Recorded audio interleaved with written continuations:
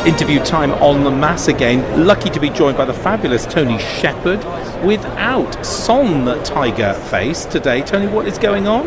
Oh, well, I say for the special occasions, Friday's a fantastic day with all of the teachers and so many digital leaders here, and then we've got the teacher meeting in the evening, so I'll try and say for the special occasions. Okay, one understands. I'm also joined by Al Kingsley again here.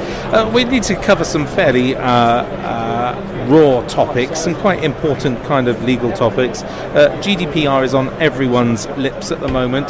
Just briefly, very quickly, and I'll give you 30 seconds, I'll put a clock on there. Tell me what that's all about.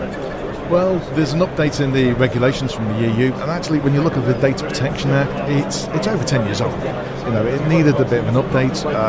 Google wasn't around when the original European directive was actually being written. And when you consider where we are now, we've got around about 4.5 terabytes of data around pupils and students being moved around within schools every single day. Sure. Print all that off, stack the sheets of paper, 220 miles, that's the International Space Station. That's a lot of data that gets shifted around. So, obviously, with all the social media, things need to be changed. There's been improvements on rights, and that's one of the things that we have to remember. This is around rights. So you've got the right to erasure, the right to be forgotten, as it is used with Google, very important. It's also about transparency. It's also about sharing the information with the pupils, the staff, the parents, about what's happening in the school with data. That's what the crux of it is. The compliance bit, that's the effort. It's the churn, it's the operational stuff. It's making sure you've got the right policies and everything. It's knowing what have you got. Why are you using it? Do you still need to use it? Yeah. It's all of that side of things.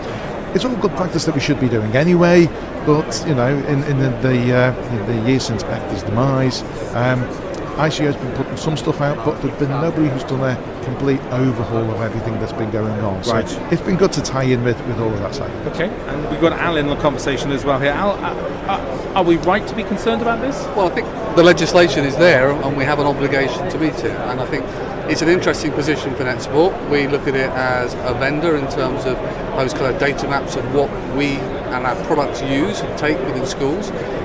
Every organisation, education otherwise, has to meet compliance when it comes to GDPR. I'm looking at it wearing the hat from a trust perspective as well. Sure. And as Tony said, lots of the elements of this are things that good practice in schools is already undertaking. Very much so. And we've looked at it and said, look, the most important thing that is missing right now for schools is clarity and information. Mm-hmm. And as a vendor, it happens to be that some of our tools, NetSupport DNA, provide support on one strand of that, which is the data discovery and understanding where some of that digital data resides.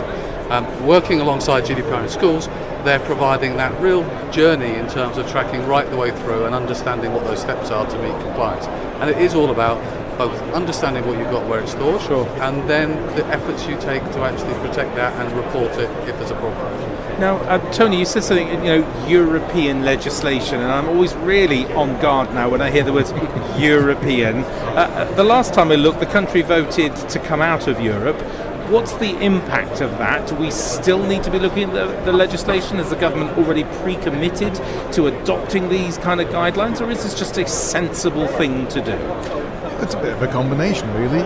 The Data Protection Bill is actually the GDPR applied to the UK. So it's where we make our choice about those things, where we can make our choice. So what's considered to be the age of understanding to grant consent over certain things? And we've said in the UK 13. Sure. That is quite in line with a lot of thinking within the States, within Australia, around the world. And that's a good thing to understand. It also allows us to put into place any other aspects that we need to do. But so there's an act of law that's going through Parliament now. Right. It's just finished with the House of Lords. It's in the House of Commons. So this is one of our first big pieces of planning a bill to be Brexit-proof. And we have to remember that when all of the regulation was being written, in 2016 it was agreed, and we've had a 2-year breathing space to actually get our act together. That was actually written by us as well. We have been part of that group writing it. So even if we were writing it on our own, it would have still come out the same. We've written it together because the last set of laws was actually a directive, and schools, felt the effect of, well, the UK has decided to do it this way, other countries have decided to do it this way. So as far as schools are concerned, they've had a bit of a mismatch. The same's happened with other industries as well. So this has been a chance to pull everything together, standardise it, and actually keep everybody on the same track. Brilliant. Okay. I have clarity now. What are my first steps? Is there a checklist? Should I go somewhere? Who should I listen to?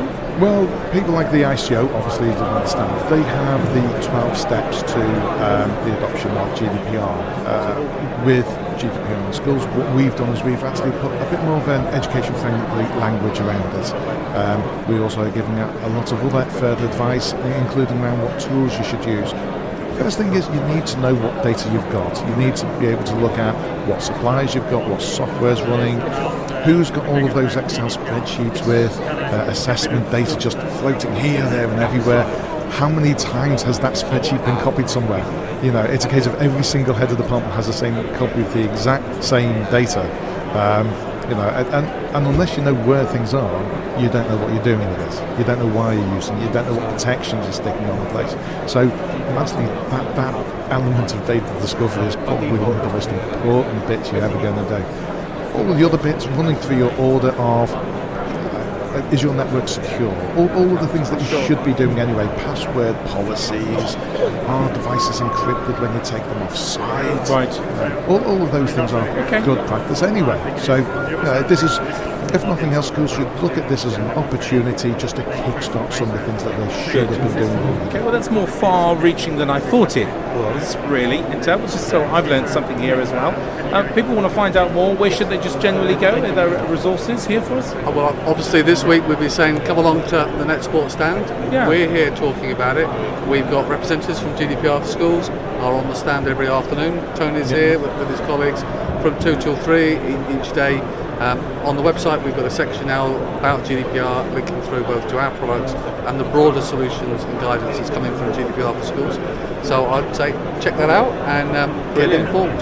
And we look forward to the Tiger on Friday, really. It is also worth saying that the DFE are producing guidance on this. They are dripping it out, so they have already produced the idea of the data ecosystem, so that fits in with the data discovery. They have produced a recent video on some guidance about what you should be doing as well. So the DFE are giving advice out. We have to remember the Data Protection Bill is still going through Parliament. Yes, of course. Nothing's set in stone, but advice is out there. It's coming out there. There's groups of us that are working on it together, both with schools, with suppliers, with government departments. One of the other topics which is relevant to the conversation this week that we're seeing is, as well as the compliance, one of the topics is about having a DPO and how different schools might adopt somebody who's at least one step removed from the data. And so there's been a move recently where we've seen more trusts looking at trustees as being elected to be a data protection officer for a trust. Brilliant. Where there's the appropriate skill set. So I think some of the conversation that's going on now is about filling in the gaps with now the guidance to make sure that it can be done most effectively. Not just for the one time, but to make it sustainable for the long term. Going forward, which is really good. Well, excellent. Stop by here, listeners. Find out more. Get in contact with Tony. Talk to Al. Good resources on the website. Gentlemen, thanks very much. Thank you. Always nice to have the team over here.